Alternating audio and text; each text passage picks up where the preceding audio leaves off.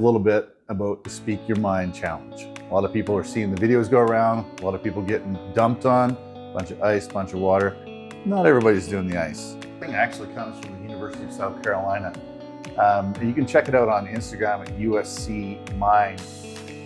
This has been an awesome thing. I'm really surprised that it's reached this far into Canada. And you can see all of their stuff and donate at activeminds.org. Or I would convince you to just look at any place in your local area to help out with mental illness and mental health issues. There's lots of organizations doing that.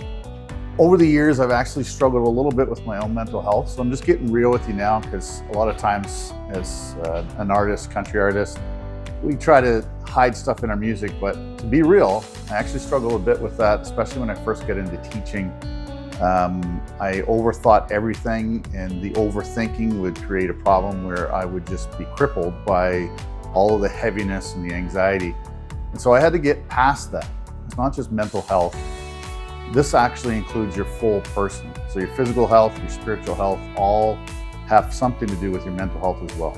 If you're not getting out and doing something, being active or being around people, social health as well, your mental health will always take an impact on that. I had a buddy of mine that worked with me when I worked in the north in Alberta. Great guy, and he just would encourage me all the time to go and read this book, The Subtle Art of Not Giving a, and you can figure out the rest. Concepts from that book actually aren't far from what people follow in their faith as well, in Christianity.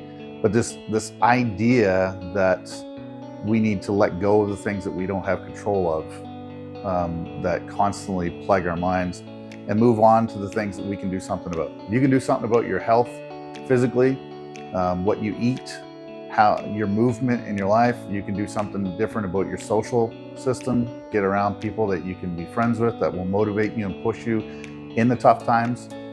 And your spiritual health is really up to you to see what you want to do with it, but to understand that you can be motivated outside of yourself and get away from that inward mental fight is really what I think helps me and helped me to move on. I just want to thank Amity and the Calgary Sports Sharks Voodoo.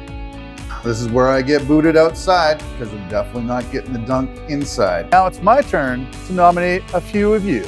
So first off, my buddy Nick Irving, I'm not sure how much of a sissy you are if you're gonna actually do this. Let your mom dump the bucket of water on your head with ice.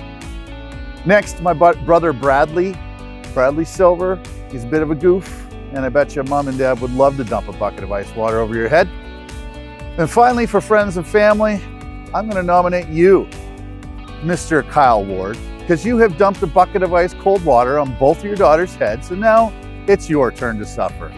I'd be completely lost if I didn't nominate some of my good country music people. Jaden Riley, Chevy Beaulieu.